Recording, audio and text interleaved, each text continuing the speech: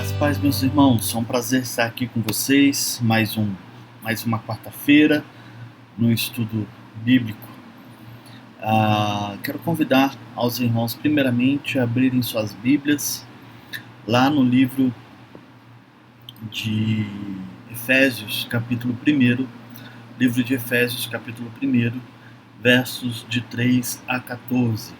Efésios, capítulo 1, verso de 3 a 14.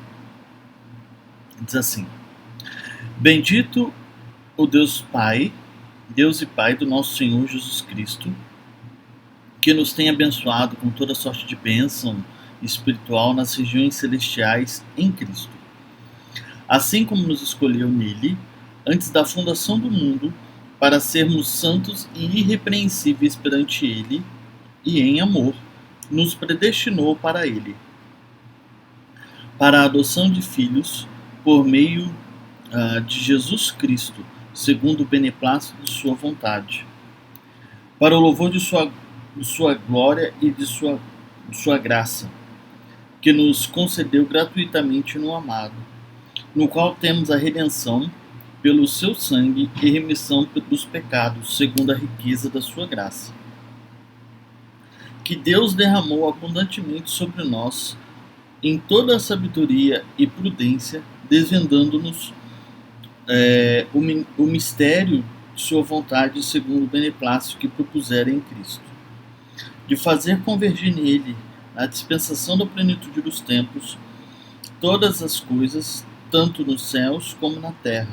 Nele, digo, no qual fomos também feitos heranças, predestinados segundo o propósito daquele que nos fez todas as coisas conforme o conselho de sua vontade, a fim de sermos, para louvor da sua glória, nós, os que de antemão esperamos em Cristo, em quem também nós, depois de ouvistes a palavra da verdade, o evangelho da vossa salvação, tendo nele também crido, foste selado pelo Espírito da promessa, o qual é o penhor da nossa herança, até o resgate de sua propriedade em louvor de sua glória. Esse texto, no início daqui de Efésios, mostra para nós o plano de Deus de salvação, a escolha da graça do Senhor, e mostrando para nós o quanto que nós somos abençoados por ter Deus nos escolhido, nos salvado em Cristo Jesus antes mesmo da fundação do mundo. A maior bênção que nós temos é a bênção da salvação, é a certeza da redenção em que nós estamos no processo. E nós vamos adorar a esse Deus maravilhoso que planejou todas essas coisas de uma maneira fabulosa, de uma maneira espetacular. Nós vamos adorar em oração, pedir perdão pelos nossos pecados e seguimos no estudo do nosso texto. Amém? Santo Deus, nós te adoramos e te bendizemos, porque tu és o Deus Todo-Poderoso, Pai, Criador dos céus e da terra. Tu és o Deus, ó Pai, que organizou todas as coisas, Senhor Deus, para que possamos, Senhor Deus, ter conhecimento, possamos ter vivência, Senhor Deus, da tua graça, do teu poder, ó Pai. Ó Pai, tu és o Deus maravilhoso que tem feito coisas maravilhosas, Senhor Deus, coisas espetaculares em nossas vidas, e a maior delas é a salvação em Cristo Jesus, onde em Cristo, Senhor Deus, nós temos todas as bênçãos, ó Pai, que necessitamos. A maior bênção, Senhor Deus, que é ter o Senhor como Pai. E tendo o Senhor, como diz o Salmo 23, tendo o Senhor como nosso pastor, nós não precisamos de mais nada, Pai. Por isso, em nome de Cristo Jesus, derrama a tua graça, o teu poder, ó Pai, sobre nós, e abençoe, Senhor Deus, as nossas vidas, Senhor Deus. Abençoe com a tua presença, abençoe com a iluminação, ó Pai, do teu Santo Espírito na leitura da palavra. E abençoe, Senhor Deus, concedendo-nos a graça, Senhor Deus, de perdão pelos nossos pecados. Nos dê essa graça, Senhor Deus, de ter os nossos pecados perdoados pelo sangue, Senhor Deus, de Cristo Jesus. Eu oro, Senhor Deus, eu peço que o Senhor, ó Pai, perdoe os nossos pecados como igreja, como povo, como servos, como filhos do Senhor, ó Pai. Que possa ser jogado no mar do esquecimento, Pai. Eu oro, Senhor Deus, em nome de Jesus, para que o Senhor também fale conosco nesse estudo, Pai. Em nome de Cristo Jesus. Amém. Graças a Deus, meus irmãos. Então vamos lá continuar nossos estudos nas parábolas do Evangelho de Lucas, né? Hoje é a última parábola que ele usa, que Jesus usa. É uma parábola bem curta, é um versículo praticamente, mas traz um contexto muito interessante. Lucas capítulo 18, nós vamos ver do 18 ao 30. Lucas 18, do 18 ao 30. Diz assim: certo homem de posição perguntou-lhe: mestre, o que farei para herdar a vida eterna? Respondeu-lhe Jesus: por que me chamas bom? Ninguém é bom senão um, que é Deus. Sabes os mandamentos: não adulterarás, não matarás, não furtarás, não dirás falso testemunho, honra teu pai e tua mãe. Replicou ele: tudo o que eu tenho observado desde a minha juventude. Ouvindo Jesus, disse-lhe: uma coisa ainda falta. Vende tudo o que tens, dá aos pobres, e terás um tesouro no céu. Depois, vem e segue-me.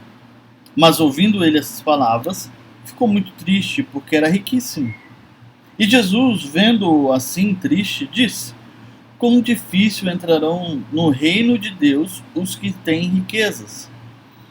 Porque é mais fácil passar um camelo no fundo de uma agulha do que entrar um rico no reino de Deus. E os que ouviram disseram: sendo assim, quem pode ser salvo? Mas Jesus lhe respondeu: o impossível dos homens são possíveis para Deus. E disse Pedro: eis que nós deixamos nossa casa e te seguimos. Respondeu-lhe Jesus: em verdade vos digo que ninguém há que tenha deixado a casa, ou mulher, ou irmãos, ou pais, ou filhos, por causa do reino de Deus, que não receba no presente muito mais, e no mundo por vir a vida eterna. A gente está num estudo, né, do Evangelho de Lucas, nas parábolas de Lucas, né, que eu acho muito interessante para a gente entender um pouco o Evangelho de Lucas, porque ele é cheio de parábolas. E esse daqui já mostra para nós que um homem, até o nosso título fala que é um jovem rico, né, mas a gente não sabe se ele é jovem. Mas certo homem, de uma posição elevada, chega para Jesus e disse: bom mestre, o que farei para herdar a vida eterna? Isso era comum no Evangelho de Lucas, alguém chegar assim e perguntar para Cristo, né? No Bom Samaritano, ele fala a mesma coisa, pergunta a mesma coisa: mestre, que farei para herdar a vida eterna?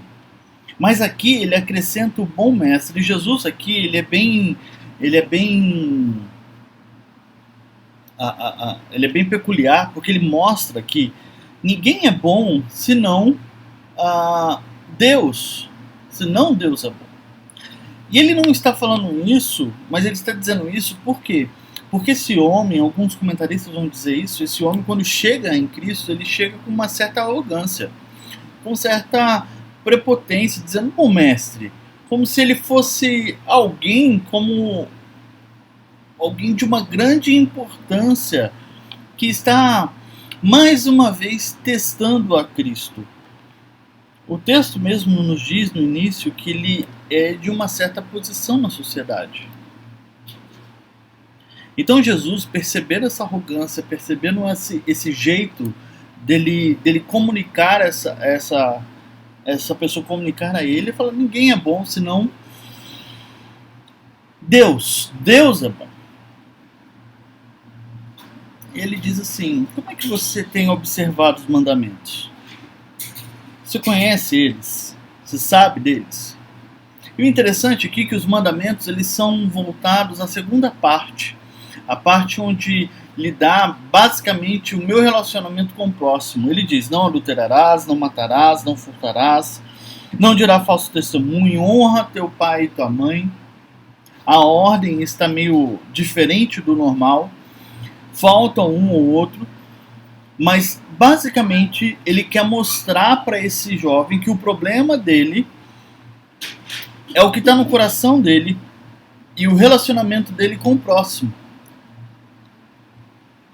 Porque ele diz aqui: replicou-lhe tudo que eu tenho, tudo isso tenho observado desde a minha juventude. E Jesus disse que o problema principal, por mais que ele tenha cuidado e observado isso durante a juventude, o problema principal dele é o relacionamento com o próximo. Por quê? Por ele ser muito rico, o coração dele está na riqueza. O coração dele não está no sofrimento, no cuidado desse próximo. Jesus disse: uma coisa te falta. Vende tudo que tens, dá aos pobres, ou seja, o próximo, e terás um tesouro no céu. Depois vem e segue-me. E ele sai triste, muito triste, porque ele era riquíssimo, muito rico.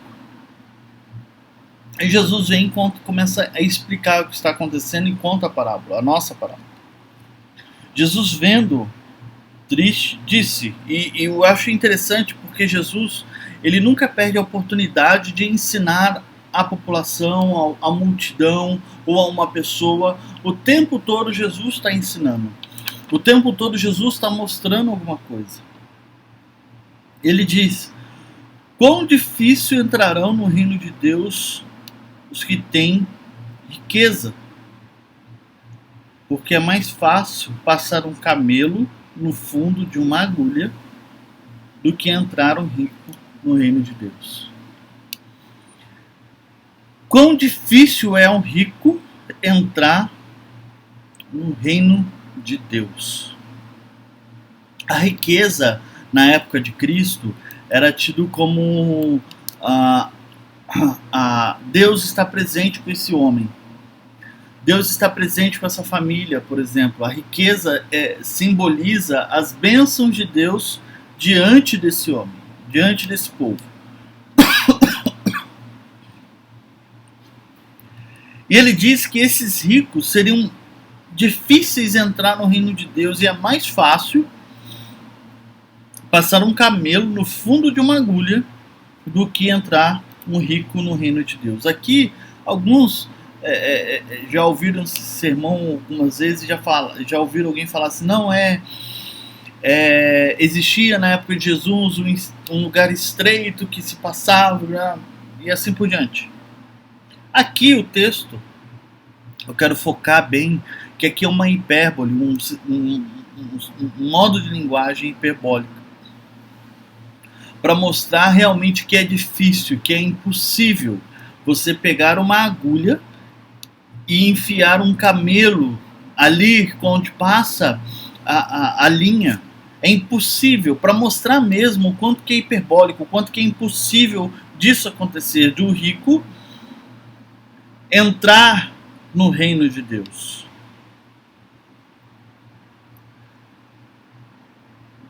E os que estavam ali disseram: sendo assim, quem pode ser salvo?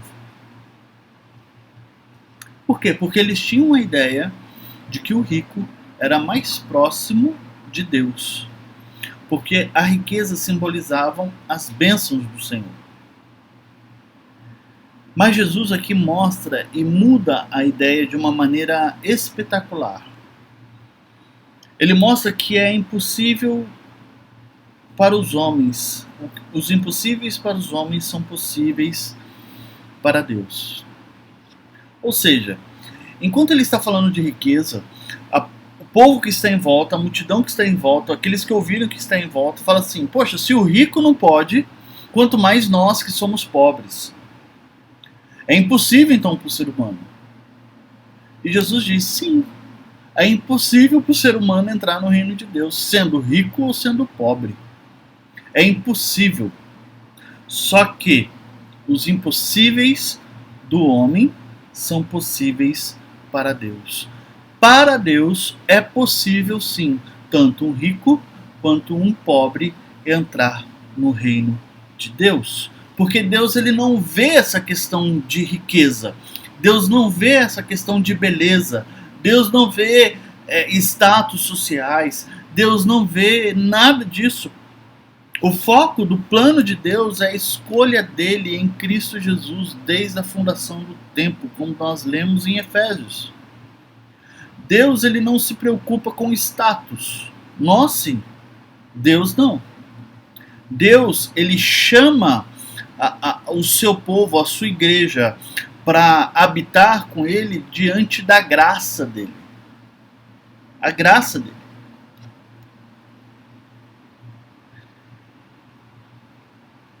E Pedro então se levanta e Jesus, ele não... A ideia, parece aqui que Jesus está puxando um pouco da orelha, não sei, tá falando, mas aqui o ensinamento que Jesus está dando para Pedro e para os outros aqui, quando Pedro diz: eis que nós deixamos na nossa casa e te seguimos. Jesus, ele reafirma isso e mostra o quanto que é importante você colocar o seu coração nele. Porque aqueles que estão ali deixaram todas as suas coisas e seguiram a Jesus. E naquela época, seguir a Cristo era realmente deixar as coisas, deixar os seus bens, sua família e caminhar com ele. Naquela época é. Hoje em dia, Cristo não está presente aqui corporalmente, vamos dizer assim. Ele não está andando na terra. Então nós não precisamos deixar a nossa casa e realmente segui-lo fisicamente. Mas o que ele está querendo trabalhar aqui conosco é o coração. É o coração do ser humano. O coração do homem que está nas riquezas. O coração do homem que está em sua casa, na sua mulher, nos seus irmãos, nos seus pais, nos seus filhos. Aquele que está o coração nessas coisas, como ele mesmo diz em outro momento, não é digno de mim. Mas aqueles que deixam, que colocam o seu coração primeiramente em Deus e nas promessas de Deus, receberão muito mais no mundo por vir. Muito mais no mundo por vir. O grande problema nosso, irmãos, como ser humano, é que nós reduzimos a salvação num âmbito ético e físico aqui na Terra. Nós esquecemos que a salvação ela traz essa ideia transcendente de céu e de nova terra. Nós esquecemos que aqui neste mundo, como ele mesmo disse, o Mestre, o Senhor foi perseguido e ultrajado, nós como discípulos também seremos. Também seremos isso.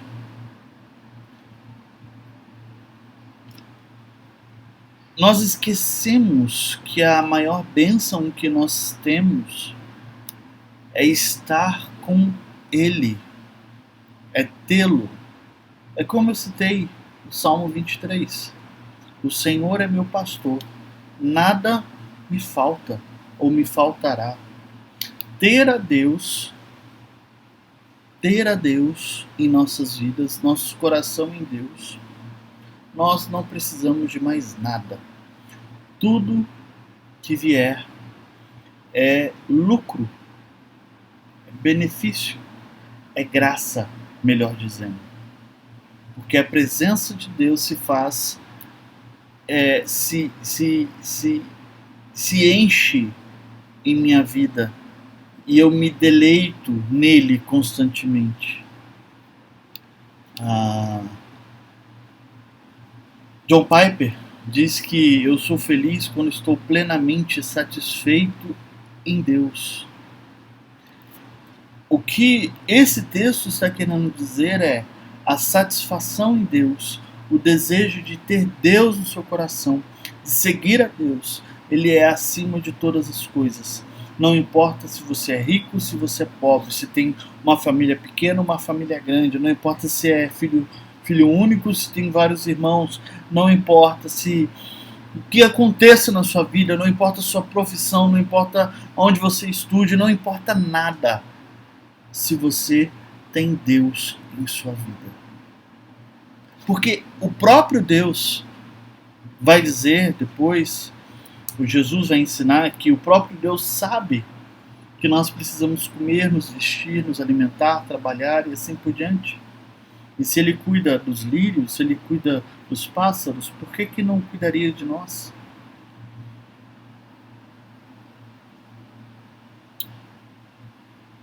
Infelizmente, nossa ideia de salvação ainda é muito terrena, é muito física. E esquecemos que a maior bênção que nós temos é tê-lo aqui conosco, é viver e o desejo de ver desse mundo por vir.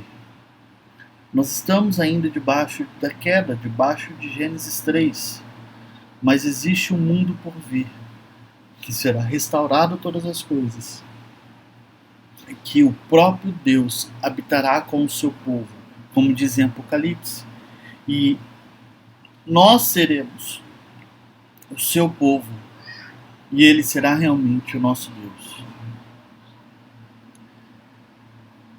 Por isso, irmãos, quando ele diz aqui, essa hipérbole do camelo entrar no fundo da agulha, o problema principal não é a riqueza em si, mas aonde está o coração desse jovem. Onde está o coração nosso também. Porque para Deus os impossíveis dos homens são possíveis para Ele. É impossível para o homem se salvar, sendo rico, sendo pobre, sendo classe média, sendo bonito, sendo feio. É impossível para o homem se salvar. Mas é possível para Deus. Aonde está o seu coração? Aonde está o seu coração? Que Deus trabalhe em nós, que Deus mostre para nós realmente aonde nossa base, a nossa casa está firmada. Que Deus mostre isso para nós, para que então, se não estiver nele plenamente, possamos mudar e dedicar as nossas vidas a Ele. Que Deus nos abençoe. Vamos orar? Ó Pai Santo, te adoro e te bendigo, Senhor Deus, pelo Deus maravilhoso que és. Pelo Deus, ó Pai, que se importa conosco, que quando nós estamos errados, o Senhor nos traz para perto do Senhor novamente. Te adoro, Senhor Deus, porque em todo tempo o Senhor se faz presente em nossas vidas. E pedimos, Senhor Deus, que o Senhor trabalhe em nosso coração para que possamos desejar ao Senhor acima de todas as coisas, Senhor Deus. A presença do Senhor. Que o nosso coração esteja firmado, Senhor Deus, na rocha que é Cristo, crendo, Senhor Deus, que somos chamados, somos eleitos, antes mesmo da fundação do mundo, não importando, Senhor Deus, não importando grau, status que nós tivemos, não importando a beleza, não importando o trabalho, não importando nada. O Senhor nos chamou para sermos, ó Pai, pessoas que expandem o Teu reino, a Tua glória neste mundo. Que isso seja o foco nosso, ó Pai, como povo. Que possamos, ó Pai, ser representantes realmente do Senhor aqui nessa terra. Ser embaixadores do Senhor aqui nessa terra. Nos capacite a isso. Eu oro e peço também para aqueles que estão desempregados, por aqueles que estão doentes, por aqueles que perderam algum ente querido. Eu oro para que o Senhor o sustente, que o Senhor, ó Pai, seja o Deus presente e se mostre cada dia mais presente na vida deles, ó Pai. Que eles consigam, ó Pai, em nome de Jesus, o emprego necessário para o sustento de suas famílias. Que eles consigam um consolo, Senhor Deus, a cura àquele que está doente ou que perdeu alguém. E que em nome de Jesus, a partir disso, o Senhor, Senhor Deus, seja o centro de nossas vidas e toda a glória, toda a honra seja entregue a Ti. Oramos, ó Pai, em nome de Cristo Jesus. Amém. Deus abençoe, irmãos, que o Senhor esteja com todos.